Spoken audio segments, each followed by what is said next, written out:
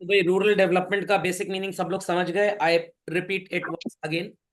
3/4 of the population, or we can say majority of our Indian population children, lives in rural area, and just a handful of people happen to live in urban area. तो जब ज्यादा लोग rural area में रहते हैं और बहुत कम लोग, handful of people live in urban area, तो गवर्नमेंट का भी सो कॉल्ड लॉजिक यही है कि ज्यादा प्रोडक्टिविटी रूरल एरिया से अगर हो रही है फार्मिंग एक्टिविटीज को लेकर, तो वहां पे और एक्टिविटीज को एनहांस किया जाए। और अगर मेजोरिटी लोगों का डेवलपमेंट हो गया, तो ये जो मेजोरिटी 1/4 है, इनका भी डेवलपमेंट ईजी हो जाएगा। चलिए भाई, जिसका माइक म्यूट हो क्लास से बाहर, मैं नाम नहीं बोलूंगा, I will be simply kicking out people जिनका जिनका माइक म्यूट है। तो कृपया करके माइक को अनम्यूट मोड पे रख दें, नहीं तो क्लास से बाहर जाते जाएंगे आप। चलिए, तो गवर्नमेंट भी ये सोच रही है कि भाई लोगों को, हम ज्यादातर रूरल एरिया में अगर देख रहे हैं, रिसाइड कर रहे हैं, तो ज्यादा डेवलपमेंट की रूरल एरिया में जरूरत है।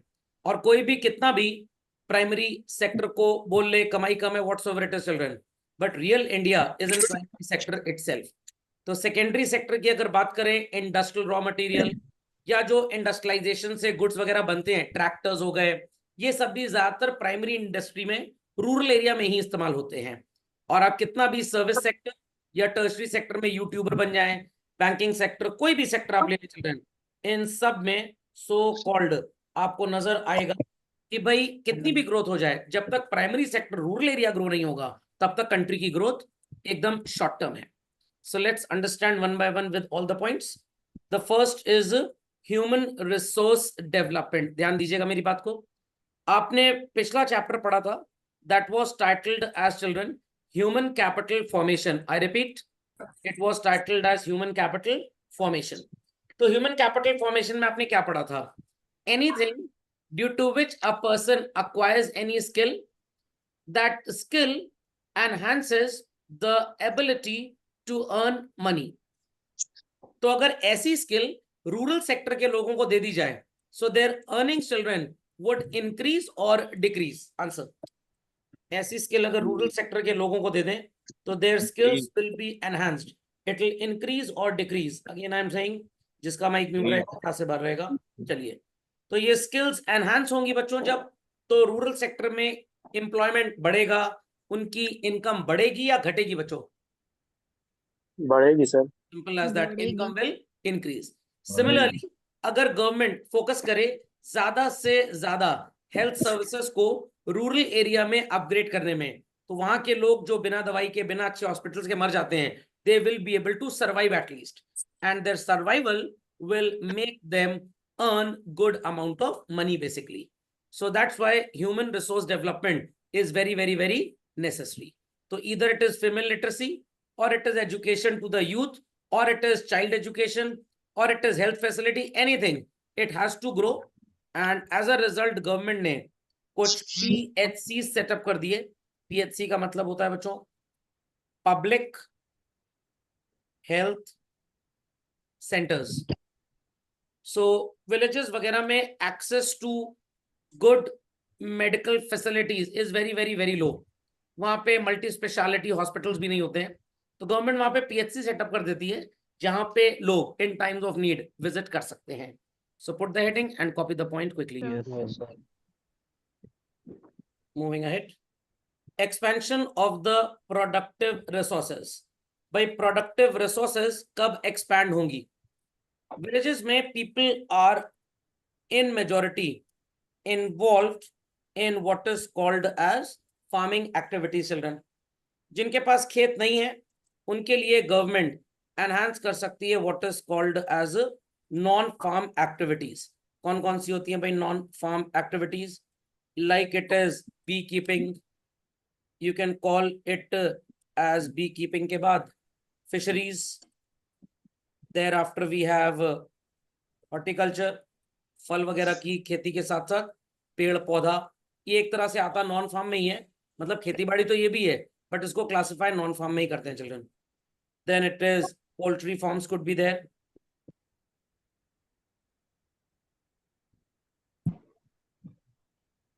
and we have many allied activities.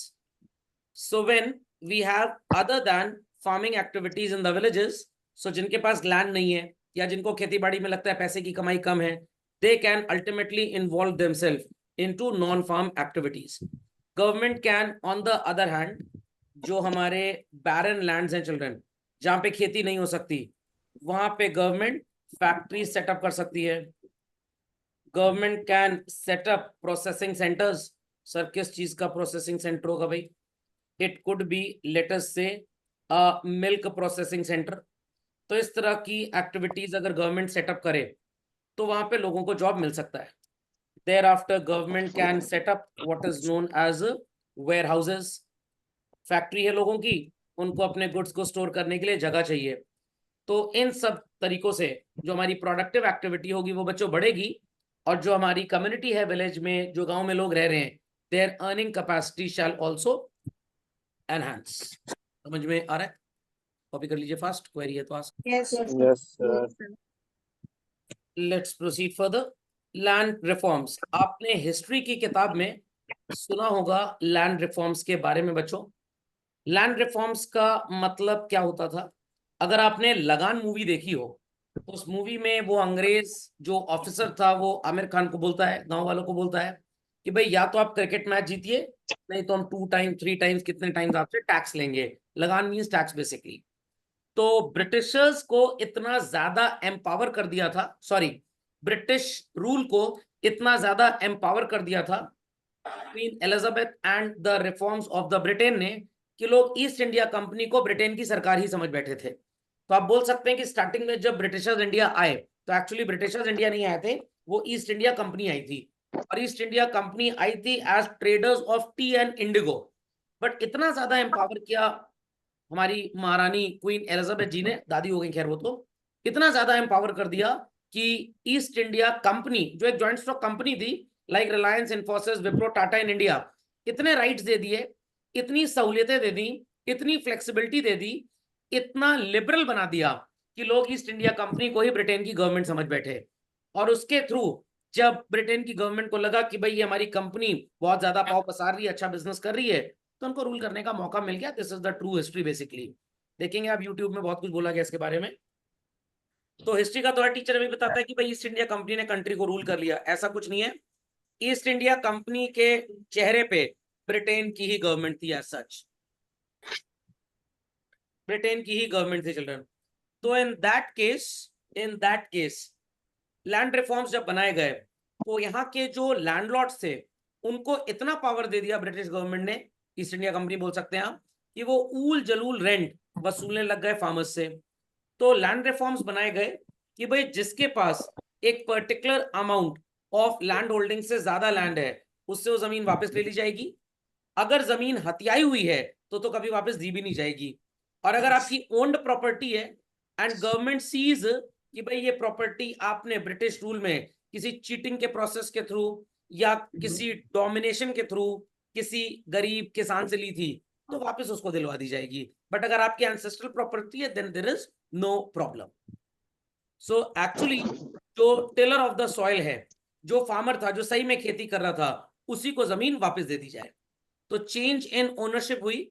Land holding जो अल्टीमेटली लैंडलॉर्ड के पास थी वो वापस से दे दी गई उस किसान को जो उस पर मेहनत करके खेती करता. अब जब वापस उस किसान को वो जमीन मिल गई तो अल्टीमेटली जो उसकी सोशल कंडीशन और it will grow up. Agriculture productivity कैसे बढ़ी? भाई पहले क्या होता था कि किसान फसल उगाता था और ब्रिटिश गवर्नमेंट उससे ले जाती थी. कुछ वो लोग सबसिस्टेंस फार्मिंग करते थे, कमर्शियल फार्मिंग नहीं करते थे, और उतना ही बेचारे उगाते थे जितने में खुद का गुजर बसर हो जाए, खुद का सेटिस्फैक्शन हो जाए, खुद के कंजम्पशन के लिए जितना नेसेसिटी हो. ब्रिटिशर्स ने कमर्शियल फार्मिंग सिखाई, but majority of the crops were taken either by the British government at a very low price, और जो उनके जमींदार वगैरह थे जो परेशान करते थे किसानों को, उन्होंने उनसे पूरा एग्रीकल्चर प्रोड्यूस, या पूरा नहीं तो मेजॉरिटी ले गए फ्री में. तो अल्टीमेटली हमारा जो गरीब था किसान वो और गरीब होता गया. अब जब वापस उसको जमीन मिल गई तो उसको एक तो किसी को रेंट नहीं देना, देयर आफ्टर उसका जो भी प्रोडक्शन होगा सेल्फ कंजम्पशन के लिए, apart from that the remaining could be sold off in the market. तो जब वो बाजार में बिकेगा तो प्रॉफिट उसको मिलेगा. So these were certain land reforms which were brought into existence children. Yes, sir. Sir. Poverty reduction children. Poverty reduction के लिए गवर्नमेंट ने क्या किया? भाई किसानों को थोड़ा सा एम्पावर करिए, उनकी एजुकेशन को फ्री कर दीजिए, rate of interest on loan reduce कर दीजिए। जो farmers exorbitantly high rate of interest पे लैंडलॉर्ड से मनी बोरो करते थे, उनके लिए गवर्नमेंट को बैंक्स में सिस्टम रखना चाहिए कि आप बैंक्स में आके पैसा हमसे ले लीजिए, we will charge you very very very less rate of interest, and in many cases interest का वेव ऑफ भी मिल जाएगा आपको। You need not to pay interest, just pay back the principal. और अगर क्रॉप डैमेज हो गया तो चलो प्रिंसिपल भी मत पे करो।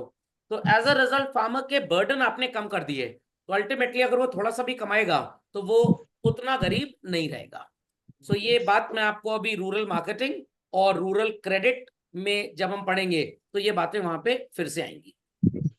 तो you can write some poverty reduction measures ताकि आप आगे के लिए तैयार हो जाए। So called make them educated, provide low rate of debt, मतलब बोरोइंग पे जो ये इंटरेस्ट पे करेंगे it should be less. Free inputs, अब फ्री का मतलब मेरे हिसाब से उतना फ्री नहीं है, हम अभी आपको दे देंगे सीड्स फर्टिलाइजर्स फ्री में, जब आप एग्रीकल्चर प्रोड्यूस बेचोगे तो लाके हमें दे देना। Thereafter there were many government programmes children, इनका नाम आपने शायद मेरे मुंह से ही बहुत बार सुना होगा, नहीं सुना तो आज फिर सुना देता हूँ। इट वॉज जवाहर रोजगार योजना, प्रधानमंत्री ग्रामीण सड़क योजना, गांव वगैरह में जो रोड्स बनती हैं उसमें एज अ वर्कर इनको जॉब मिल सकता है। Training rural youth for self employment, सीपअप प्रोग्राम, सीपअप is self employment programme for urban and rural poor. And children, it is स्वर्ण जयंती ग्रामीण रोजगार योजना। thereafter many programs were there, आप पढ़ेंगे आगे चल के। अगर आपका आईएससी का सिलेबस होता तो ऐसे कम से कम 12-15 प्रोग्राम आपको पढ़ाए जाते हैं। हर प्रोग्राम की आपको डेट ऑफ स्टार्ट याद रखनी होती है और उसका अल्टीमेट ऑब्जेक्ट क्या था आपको ये याद रखना पड़ता है। बट यहाँ पे आप सिर्फ हेडिंग ही अगर लर्न कर लेंगे तो it is super more than necessary. CVT में सब चीजें बहुत काम आती हैं। सो इस तरह से व्हाट वी कैन डू, हम रेट ऑफ पॉवर्टी को बहुत कम कर सकते हैं। तो इन मेजर्स को जरूर लिख लीजिए। Let's continue further. एक पॉइंट और ऐड कर लीजिए बच्चों। So this will bring significant improvement in the conditions of weaker sections जो गांव में रहते हैं। ऐसा नहीं कि गांव में सब गरीब ही रहते हैं, तो अगर मैं थ्योरेटिकली बात करूं गांव में कुछ गरीब हैं, प्रैक्टिकली गांव में लगभग एज ऑफ टुडे चिल्ड्रन 10% भी गरीब अब बचे नहीं हैं, क्योंकि जिनके पास जमीनें नहीं है उनको गवर्नमेंट प्रोग्राम सपोर्ट कर रहे हैं, और जिनके पास जमीन है वो तो समझ लीजिए अरबपति खरबपति है। तो जितना लैंड शहर में लोग सोचते हैं कि मोहल्ले में होगा, गांव में हर एक घर में उतना होता है प्रैक्टिकली। दो it is a farming land, it cannot be used for commercial purposes, it's a law in the country. आप भी अगर किसी किसान को चाहे बेवकूफ भी बना लें कि भाई अपनी जमीन हमको दे दो, हम यहाँ पे एक होटल बनाएंगे ताज वालों का, मुगल शेरेटन, वो गांव का किसान आपको जमीन बेच भी देगा और आप पूरी जिंदगी चक्कर काटते रहेंगे और उस लैंड पे कमर्शियल प्रोडक्शन आपको मिलेगा ही नहीं। उसको कन्वर्ट कराना पड़ता है। There is one section in transfer of property act, तो उसको बोलते हैं, इसका सेक्शन 143 या ऐसे ही कुछ है, ये कराना पड़ता है, then it gets converted. But ये फैसिलिटी हर जगह नहीं होती है, कुछ so called designated nominated places हैं, सिर्फ वहीं पे आप ये काम करवा सकते हैं। पता लगा आपने फैक्ट्री लगा ली मिनरल वाटर की और अगल बगल के जो खेत थे वो सारे सारे खराब हो गए उसकी वजह से, ये अलाउड भी नहीं है। Done this children, done this. चलिए, डेवलपमेंट ऑफ इंफ्रास्ट्रक्चर। भाई रूरल डेवलपमेंट में इंफ्रास्ट्रक्चर डेवलपमेंट कैसा? अभी अगर आपने मेजर्स की बात की हो तो मैंने आपको काफी चीजें बताई, उसी कंटिन्यूएशन में ये भी है। चल रहे ईयर्स अगो मैं एक एडवर्टाइजमेंट देख रहा था, हीरो, तब हीरो होंडा हुआ करता था, तो वहां पे एक पर्सन दूसरे पर्सन से बात करता है, ये जो सड़क शहर को कनेक्ट करती है गांव से शहर जाती है, ये शहर से गांव भी आती है। तो if you need to set up a factory children, क्या आप हार्ट ऑफ द सिटी में फैक्ट्री लगा के प्रोडक्शन करके प्रॉफिटेबली बिजनेस चला पाएंगे बच्चों? Answer children, heart of the city में क्या फैक्ट्री लगा के प्रोडक्शन करके बिजनेस चला पाएंगे? I am waiting for the answer. क्या No, sir. शहर में फैक्ट्री लगा के बिजनेस चला पाएंगे? No, sir. नहीं चला पाएंगे। Why? Land area is very very very expensive. किराए पे भी लेंगे तो rentals are also very high. Factory को तो एकदम चीपेस्ट इनपुट्स चाहिए। अगर गवर्नमेंट कह रही है कि भाई हमने कुछ एरिया आइडेंटिफाई किया है विलेज में, सबर्ब्स में, आउटस्कर्ट्स में शहर के, और वहां पे electricity is very very very cheap, अगर आप वहां पे फैक्ट्री सेटअप करते हैं तो हम आपको एकदम 6% पर एनम पे इंटरेस्ट पे लोन दे देंगे। मार्केटिंग की चिंता करने की आपको जरूरत नहीं है। जैसे दुबई एक्सपो लगता है वैसे हम अगल बगल के 10-15 गांव का एक एक्सपो लगवा देंगे। Buyers will come from all India, even from abroad, और आपका जो एग्रीकल्चरल आउटपुट है या इवन आपको इंडस्ट्रियल आउटपुट कर रहे हैं उसका आपको मिल जाएगा अच्छा price. Those areas where irrigation is not available properly, what government can do? Government can set up canals, और इसको अमेरिका ने इंडिया से मॉडल चुराया है। और ये मॉडल कुछ ऐसा है, कनाल्स जो होते हैं बच्चों, नहर जिसको बोलते हैं, जिसके अंदर पानी होता है बरसात का ही जनरली, और कहीं कहीं रिवर्स को भी एनरूट कर दिया जाता है, तो कनाल्स सूख जाते हैं, गर्मी इतनी ज्यादा है। तो इंडिया में गुजरात में many places I have observed, I haven't been there, but photo वगैरह में देखा है, कनाल्स के ऊपर government is setting up solar panels. I repeat children, they are setting up what? Solar panels. तो एडवांटेज इज दिस, धूप पड़ रही है उससे इलेक्ट्रिसिटी जनरेट हो रही है, और नीचे जो पानी है वो इवेपोरेट नहीं हो रहा, तो पानी की सप्लाई भी ठीक ठाक है और इलेक्ट्रिसिटी भी आपको मिल गई।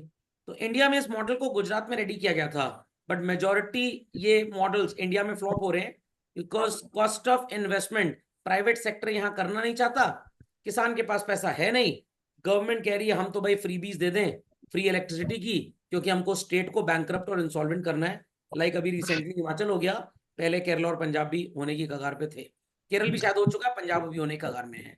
तो irrigation system if made available properly, electricity अगर ठीक से मिल गई, rate of interest on borrowing बहुत कम होगा, मार्केटिंग फैसिलिटीज आर बेटर, और एक इंस्टीट्यूशन है आपने नाम सुना होगा NCAER, ये क्या है सर?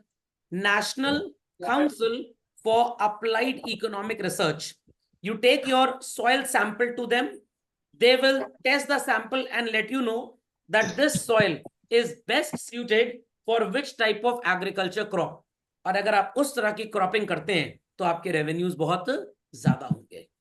तो यहाँ पे इंफ्रास्ट्रक्चर डेवलपमेंट के साथ साथ रिसर्च फैसिलिटी भी आपके इंफ्रास्ट्रक्चर को बूस्ट करती है बच्चों।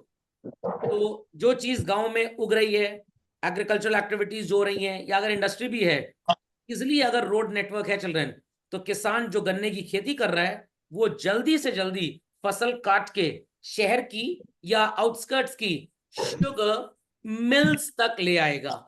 उसको स्टोरेज करने पे जो वेयरहाउस का पैसा देना पड़ता है, due to best transport facilities, उसका स्टोरेज का कॉस्ट बच जाएगा। तो देखिए एमसीक्यू आपसे क्या पूछेंगे, on account of infrastructure development in rural area, increase in transport facility will have the following effect। क्या ऑप्शन दिए होंगे उसमें? एक ऑप्शन होगा रिडक्शन इन वेयरहाउसिंग कॉस्ट, एक ऑप्शन होगा इंक्रीज इन प्रॉफिटेबिलिटी, एक होगा quick movement of goods from village to city या अर्बन एरियाज, डी होगा ऑल ऑफ। तो आपका जवाब क्या होगा बच्चों? All of. कॉपी कर लें झटपट fast. So people understood how infrastructure development will lead to rural development children, समझिए सब लोग। चलिए मूविंग नेक्स्ट चिल्ड्रन, मैं आपको मल्टीपल योजनाओं के बारे में बता रहा था, सब आपके सिलेबस में नहीं है, बट सारी योजनाएं आपके नोट्स में आपको और ज्यादा शायद मिल जाएंगी, वो आपके CUT में काम आएंगी, और कल को कौन बनेगा करोड़पति खेलने जाएंगे तो शायद लाख 2 लाख 5 लाख जीत लाएं। सो पहली योजना अक्टूबर 2014। अब मैं आपको एक बहुत इंपॉर्टेंट चीज बताना चाहता हूँ, या हो सकता है आप इतने समय से मेरे साथ हैं तो मेरी थॉट प्रोसेस को आप समझ गए होंगे। अक्टूबर 2014 ये योजना पहली आपने स्क्रीन पे देखी, बताई तो मैंने आपको बहुत ढेर सारी, जवाहरलाल नेहरू जी का नाम था, बहुत नाम थे पुराने। इसके पहले की योजनाएं क्यों सिलेबस से थोड़ी गायब कर दी गई हैं, कोई बता सकता है भाई? जिसका पॉलिटिकल साइंस अच्छा हो वो बता देगा मेरे को। यस। नहीं, घपलेबाजी किसी में नहीं थी, सब में अच्छा था कुछ ना कुछ। 2014 से पहले की योजनाएं यहाँ है क्यों नहीं? थी तो बहुत ढेर सारी। ऐसा थोड़ा है कि 2014 से ही योजना चालू हुई। Anybody having this answer? तो गवर्नमेंट चेंज हुई थी। गवर्नमेंट हाँ, बेसिकली गवर्नमेंट चेंज हुई थी। तो गवर्नमेंट चाहती थी कि भाई हमारा नाम ज्यादा हो और पुराने लोगों का नाम कम हो। तो जब जेनरेशन चेंज होती है, शाहजहां के बाद औरंगजेब आए, तो कोशिश तो बहुत की उन्होंने कि दुनिया को पता लग जाए कि मैंने बनवाया था ताजमहल। बट उन्होंने बोला कि लोग उनके ऊपर लांछन लगाएंगे, फालतू इतने पैसे बर्बाद कर दिए, चलो पिताजी की बेइज्जती होने दो। तो इन दैट केस उन्होंने ऐसा कुछ नहीं किया। तो संसद आदर्श ग्राम योजना, सॉरी सांसद नॉट संसद, सांसद आदर्श ग्राम योजना। यहाँ पे आदर्श शब्द का मतलब है प्रिंसिपल, ग्राम का मतलब है विलेज, योजना का मतलब स्कीम पॉलिसी, आप कुछ भी बोल सकते हैं। एंड सांसद का मतलब है कि भाई मेंबर ऑफ पार्लियामेंट्स को बोला गया आप गांव की तरक्की के लिए कुछ गांव के ऊपर ध्यान दीजिए। कैसे ध्यान दीजिए? भाई आपको इस गांव को इम्प्रूव करना है। ध्यान दीजिएगा मेरी बात। अभी एक योजना यूपी में भी आई थी, चली रही है खैर। If you are a member of legislative assembly और member of legislative council, state के अंदर तो एमएलए और एमएलसी होते हैं, सेंट्रल में एमपीज होते हैं। तो ये तो यूनियन गवर्नमेंट का है, मैं आपको स्टेट का भी बता देता हूं, क्योंकि यूपी को अगर आप बिलोंग करते हैं तो आपको ये बात पता होनी चाहिए। आप अगर मेंबर ऑफ लेजिस्लेटिव असेंबली या मेंबर ऑफ लेजिस्लेटिव काउंसिल हैं, लोकसभा एमएलए और विधानसभा सो कॉल्ड एमएलसी हैं आप, तो आपको एक गांव को एकदम गोद ले लेना है, अपने बच्चे की तरह उसको पालना है। आप 2-4 गांव भी ले सकते हैं, और जो भी गवर्नमेंट की स्कीम्स हैं यू हैव टू मॉनिटर कि जो पैसा वहां पे लग रहा है सही तरीके से लगे। तो भाई आप अगर गांव को इंप्रूव करेंगे तो अगली बार वहां के लोग खुश होंगे, तो आपको वोट देंगे, आपको कुर्सी सिक्योर हो जाएगी। तो वैसी ही स्कीम गवर्नमेंट लाती रहती है। तो किसने इंट्रोड्यूस किया? Naturally government of India. Home member of parliaments, areas covered, जिस विलेज की पॉपुलेशन 3,000 से 5,000 थी प्लेन एरिया में, प्लेन एरिया मतलब हिली एरिया नहीं होना चाहिए, and 1,000 to 3,000 in hills should not be MPs own और देयर स्पाउसेस विलेज। मतलब अगर मैं किसी पर्टिकुलर गांव को बिलोंग करता हूं या मेरी वाइफ किसी गांव को बिलोंग करती है, तो ये वो गांव नहीं होगा, ये कोई और गांव होगा। आपको डेवलप करना है इसको as a model village by 2016, और 2 और ऐसे ही जहां पे सो कॉल्ड आप एस्टैब्लिशमेंट कर पाए ताकि लोगों की इकोनॉमिक सोशल कंडीशन बढ़ जाए। Develop 1 village as a model village and 2 more by 2019। तो ध्यान से सुनिएगा, आप अगर किसी एक्स गांव को बिलोंग करते हैं, ठीक है, और कल को आपकी शादी हो जाएगी और आपकी वाइफ किसी जेड गांव को बिलोंग करेगी, तो भाई एक्स और जेड गांव को आप और आपकी वाइफ बिलोंग करते हैं, आपकी स्पाउस भी हो सकती है, गर्ल्स के केस में हस्बैंड हो सकते हैं। तो भाई आप तो अपने यहाँ की तरक्की करेंगे ही करेंगे कि 5 साल बाद चलो हमको उसी गांव में रहना है, घर पर रोड वगैरह सारी फैसिलिटी बहुत बढ़िया हो जाए, एकदम A1 क्लास। तो गवर्नमेंट ने कहा नहीं, ये अलाउड नहीं है। आपको ऐसा गांव चुनना है जो ना आपका हो और ना आपके स्पाउस का हो। 3,000 से 5,000 की आबादी प्लेन एरिया में, 1,000 से 3,000 की हिली एरिया में, और आपको ऐसा एक गांव एकदम भयंकर गांव बनाना है। समझ लीजिए इंटरनेट भी हो, सब कुछ हो, बहुत बढ़िया, लोगों को फील आए कि हम शहर में क्या गांव में ही रहते हैं। 2 गांव आपको और बनाने पड़ेंगे ऐसे 2019 तक। ध्यान दीजिएगा, 14 में स्कीम आई, 2 साल के अंदर एक गांव तैयार करना है, और अगले 2 साल में, दैट इज 16 के बाद 19 तक, 3 साल बोल सकते हैं आप, आपको 2 गांव ऐसे और तैयार करने हैं। और इस तरह से अगर 543 एमपीज हैं ऑपोजिशन और रूलिंग के मिला के, तो भाई हर एमपी अगर ये काम करे, 2,500 ऐसे भयंकर गांव तैयार हो जाएंगे। विलेजर्स को आपको मोटिवेट करना पड़ेगा कि भाई हेल्थ से रिलेटेड कुछ हरकतें करो, एजुकेशन अपलिफ्टमेंट करो, बच्चों को स्कूल भेजो, सिर्फ इसलिए नहीं कि फ्री का खाना मिल रहा है मिड डे मील में इसलिए चले जाएं, and the nutritional value of food that they are getting either grown in the villages और available through MDM, mid day meal programme in the schools established by run by government, वहीं पे अच्छा हो, हर जगह खाना अच्छा होना चाहिए। और अभी रिसेंटली मोदी जी ने चालू किया था 2-3 साल पहले मिलेट्स फेस्टिवल। मिलेट्स का मतलब तो जानते ही होंगे बच्चे। Can anybody answer me what is termed by millets? Millets क्या होता है भाई, नहीं पता? अरे बाजरा, ज्वार, मेज एंड मेनी मोर, मोटा अनाज जिसको बोलते हैं, इसको खाने से आपको स्टमक का कभी इन्फेक्शन होगा ही नहीं, डाइजेशन आपका बहुत बढ़िया हो जाएगा।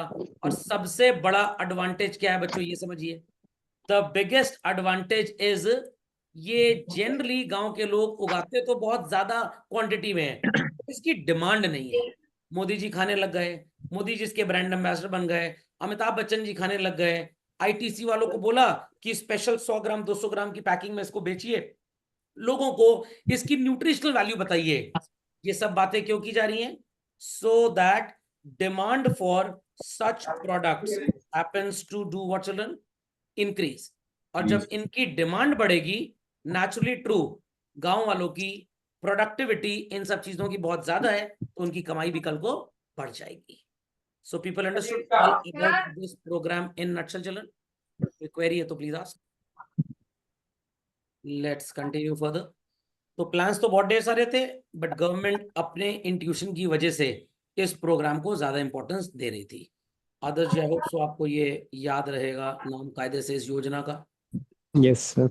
चलिए, और सांसद जी आज क्लास में नहीं, उनको बता दीजिएगा सर ने ऐसी योजना पढ़ाई है। चलिए बच्चों, समझ में आ गया? समझ में आ गया बच्चों? Yes sir. Let's continue with the next topic, जो 4 कैटेगरीज में बटा है। की issues for rural development. Rural credit, सस्ता रेट ऑफ इंटरेस्ट, नहीं तो खा जाएंगे किसान के ऊपर जो मनी लेंडर्स मंडराते हैं।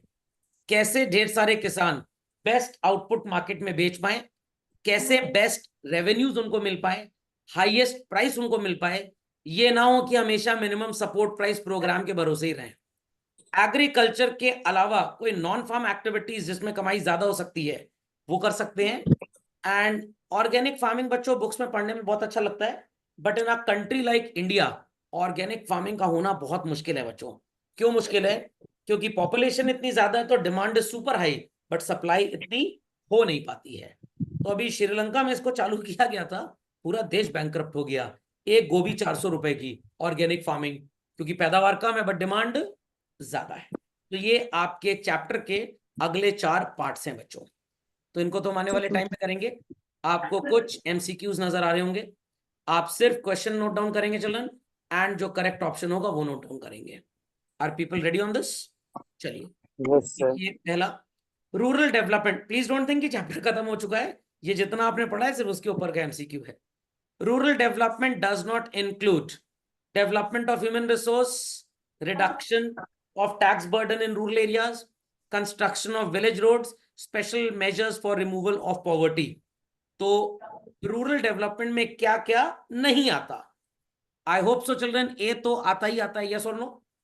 Yes Yes, sir. रोड बनेगी विलेज की तो ट्रांसपोर्टेशन गांव से शहर, शहर से गांव बहुत आसान होगा, सामान आराम से पहुंच जाएगा। और गवर्नमेंट भी ढेर सारे प्रोग्राम चला भी रही थी सिंस, मैं इंडिपेंडेंस की बात कर रहा हूँ 1947, ये नहीं कि प्रोग्राम 1960 70 80 में। No no no no no, आपको तो मोदी जी ने अपनी तारीफ करने के लिए 2014 वाला प्रोग्राम दिया, इसके पहले 14 प्रोग्राम और कम से कम मैं आपको बता सकता हूँ।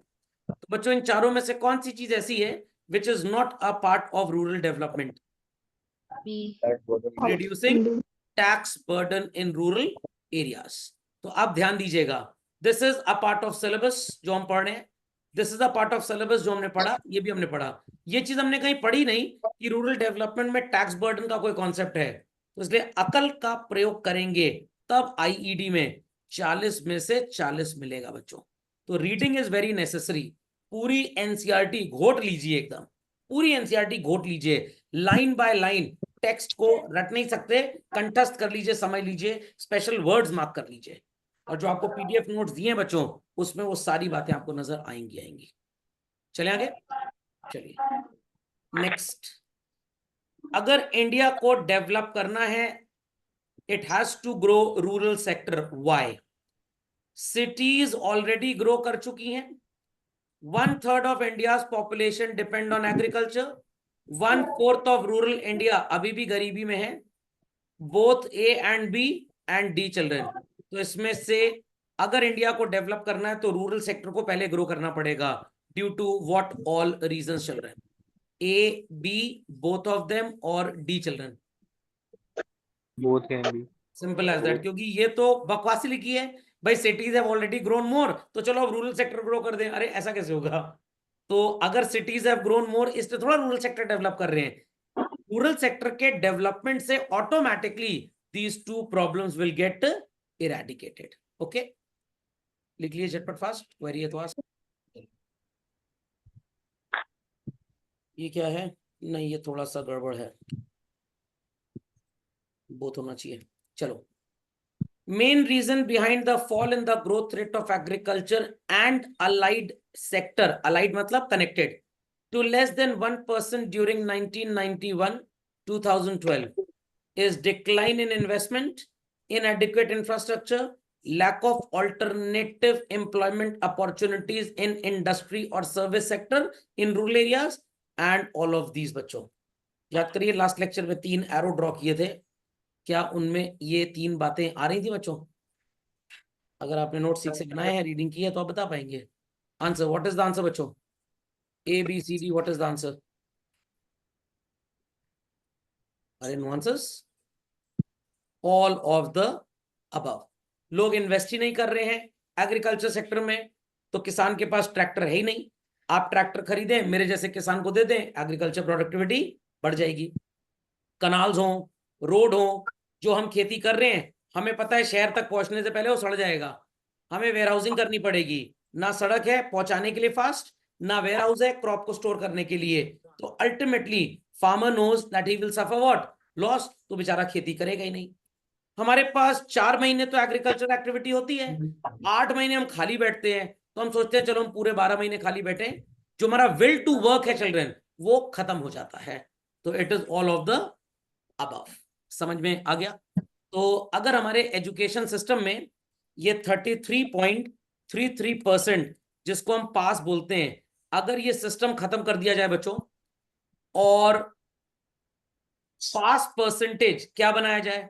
पास परसेंटेज कुछ नहीं होना चाहिए, नंबर ऑफ सीट्स को आप वेरिएबल कर दीजिए।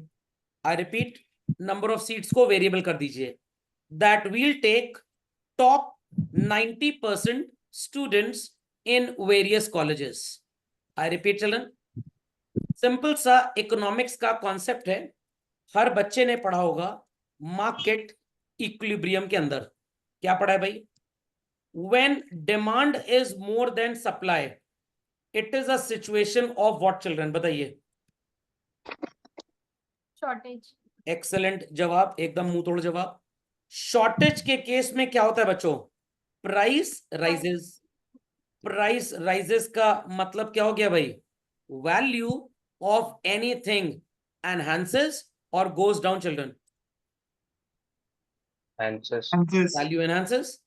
तो भाई जब शॉर्टेज कर दी जाए और बोला जाए टॉप 90% को ही यूनिवर्सिटी में एडमिशन मिलेगा, टॉप 80% को ही मिलेगा, बाकी जो बचेंगे उनको नहीं मिलेगा, तो जब हम बोलेंगे कि टॉप, अच्छा 90 लोगों को ज्यादा लग रहा है, चलिए ठीक कर देता हूं, only top 70% students will get admission in universities after 12th, तो 30% को तो जगह ही नहीं मिलेगी, और ये वही 30% हैं जो 33% के लिए पढ़ाई कर रहे हैं, तो ऑटोमेटिकली ये अपना एजुकेशनल स्टैंडर्ड बढ़ाएंगे और 33 पे उस दिन कोई नहीं रुकेगा। तो आपको डिमांड एक्सेस करने के लिए शॉर्टेज करना पड़ेगा रिसोर्सेस का, तब लोगों को इसकी कीमत पता लगेगी। तो हर साल पेपर आए बोर्ड का, ये ना बताया जाए कि 80 में से 26 नंबर वाला पास है, विल डिसाइड। अगर आप टॉप 70% में जाते हैं तो कॉलेजेस में सीट्स हैं कितनी? मान लीजिए 7 करोड़, बच्चे कितने पास होंगे? 10 करोड़, तो 7 करोड़ का एडमिशन मिलेगा, 3 करोड़ का एडमिशन नहीं मिलेगा। अच्छा सर, मान लीजिए कुछ बच्चे पढ़ना चाहते थे, किसी वजह से एग्जाम नहीं दे पाए, ठीक है, उनको हम बोलेंगे वोकेशनल स्टडीज में आ जाओ और कुछ काम धाम करो, क्योंकि तुम एकेडमिक स्ट्रीम के लायक नहीं हो, तो उसको फैक्ट्री में लगा दीजिए, ट्रेनिंग दीजिए, वो काम करेगा कम से कम। तो when it is the rule कि भाई top 70% student will get admission, 30% won't get, तो ये 30% भी मेहनत करके कोशिश करेंगे टॉप 70% में आने के लिए। फिर गवर्नमेंट को डिक्लेरेशन देना चाहिए by seeing to the condition कि काफी बच्चे एकदम पैरेलल पे आ गए हैं, तो हम नंबर ऑफ सीट्स को बढ़ा रहे हैं, we are setting up more education institution. तो शायद इस तरह से जो बच्चे कहते हैं सर पास तो हो गए, मैम पास तो हो गए, टीचर बोलता है बेटा सिर्फ पास ही हो पाए हो, तो पास तो हो गए और पास ही हो पाए में ही डेवलपमेंट का कॉन्सेप्ट आ जाता है। चलिए खैर, mentoring is not my everyday's job, ये ऑल ऑफ द अबव होगा बच्चों, लगता है उल्टा मार्क हो गया है। Further slow down of rural sector, sorry rural development can be seen, growing distress among partner sorry farmers, 1/4 rural India poverty में है, मैसिव अनएम्प्लॉयमेंट है रूरल सेक्टर में। तो क्यों रूरल डेवलपमेंट स्लो डाउन हुआ? ए, बी, सी या सबकी वजह से बच्चों? आंसर चलन, ए, बी, सी या ऑल? नो आंसर्स, सबकी वजह All. से। चलिए, उन हंसते हुए चेहरों पे ध्यान मत दीजिएगा, मार्किंग शायद उल्टी है, मैंने ध्यान नहीं दिया होगा। Infrastructure development in rural area does not include electricity and irrigation. आता है रूरल सेक्टर डेवलपमेंट में बच्चों की नहीं आता? चिल्ड्रन, आता है। इलेक्ट्रिसिटी आता है। क्रेडिट एंड मार्केटिंग फैसिलिटीज आएंगी कि नहीं आएंगी? नहीं होंगे। वेरी नहीं गुड, आंखों का इलाज कराने लो। Poverty alleviation programmes will be there और नॉट? होंगे, तीनों ही तो थे भाई अभी आपने जब लास्ट पॉइंट पढ़ा।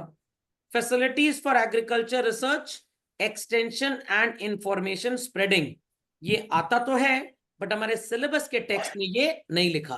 तो सिलेबस का टेक्स्ट इन 3 बातों पे फोकस करता है बच्चों, ध्यान से सुनिएगा। Infrastructure development in rural area की बात हो रही है, तो इससे इंफ्रास्ट्रक्चर डेवलपमेंट होगा, इससे इंफ्रास्ट्रक्चर डेवलपमेंट होगा। पॉवर्टी एलिविएशन प्रोग्राम्स जो है बच्चों, इससे सोशल डेवलपमेंट हो जाएगा। क्या होगा? सोशल। और हम किसकी बात कर रहे हैं? इंफ्रास्ट्रक्चर। अगर हम agriculture research institution, as I said, national council for agro economic research open कर दें तो हमारे गांव थोड़े से डेवलप होंगे। तो ये दोनों तो आएगा ही आएगा। पॉवर्टी एलिविएशन से इकोनॉमिक डेवलपमेंट हो सकता है, सोशल डेवलपमेंट हो सकता है। खोपड़े में बात गई, ताली भी इसके अंदर ही बच गई है। तो this is a part of social development, not infrastructure. तो रूरल डेवलपमेंट में चारों आ जाएंगे बच्चों। यहां फोकस पिन पॉइंट किस पे किया जा रहा है? इंफ्रास्ट्रक्चर डेवलपमेंट पे। Development of human resource in rural area includes literacy, health, productive employment opportunities, all of these children. Guess करिए। All of these. All of these. भाई ह्यूमन रिसोर्स डेवलपमेंट का मतलब पढ़ाई लिखाई ज्यादा हो, हेल्थ बेटर हो। तो पिछला चैप्टर इसीलिए पहले पढ़ाया गया था क्योंकि उसकी बातें इसमें भी आ गई हैं। Done all? ये क्या लिखा हुआ है? नहीं बच्चों, ऑल ऑफ दीज हो। Which of the following is not a key element? ध्यान दीजिएगा, not. Action plan for rural development में इनमें से क्या नहीं आता? Rural banking, poverty alleviation programme, rural market, organic farming. Children, क्या नहीं आएगा? Think think think. Not a key element, I repeat, not a key element. सोच के बताइए क्या नहीं आएगा। Be quick, be quick. Organic farming होगा कि नहीं होगा रूरल डेवलपमेंट में? नहीं होगा? होगा भाई। पॉवर्टी एलिविएशन प्रोग्राम भी हो जाएगा। इन दोनों में से गेस करिए क्या है?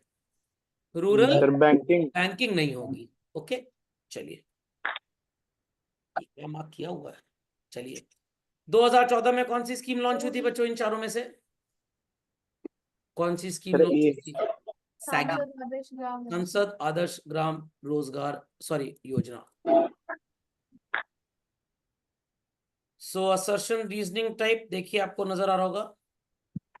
After the initiation of reforms of growth rate of agriculture sector decentralized about 3%, which was lower than earlier years.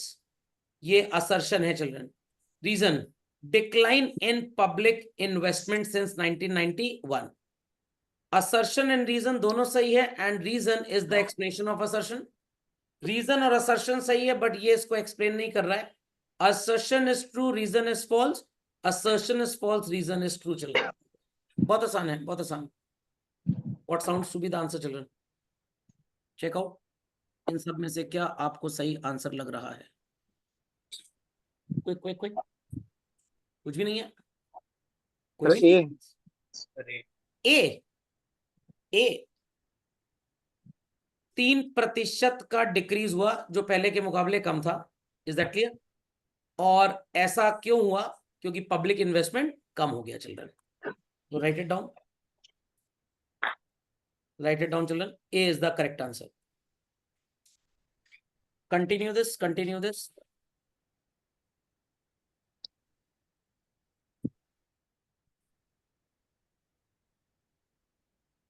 चलिए बच्चों, नेटवर्क इशू समझ लीजिएगा। हाँ भाई, क्वेश्चन का आंसर ही मार्क हो गया, बट एक बार हम डिस्कस तो करेंगे इसको। Rural development is necessary, yes और no children? Inadequate sir. infrastructure, lack of employment opportunity, increasing casualization, ये भी लास्ट लेक्चर का ही है। तो A and R ये दोनों ट्रू लग रहे हैं, ये बात तो क्लियर हो गई। जब ये दोनों ट्रू हो गए तो ये तो ऑब्वियस सी बात है गलत ही हो गया, क्योंकि यहाँ पे एक को ट्रू दूसरे को फॉल्स बोल रहे हैं, दोनों ट्रू। अब आपको ये बताना है कि भाई क्या A पॉइंट का ये एक्सप्लेनेशन है या नहीं है। Answer me, it is the reason for the assertion or not children? It is or not? It is. हाँ सर, पहले रोता हुआ चेहरा यहाँ पे आ गया, तो it is the reason। चलिए, so next lecture में we'll be doing children rural credit।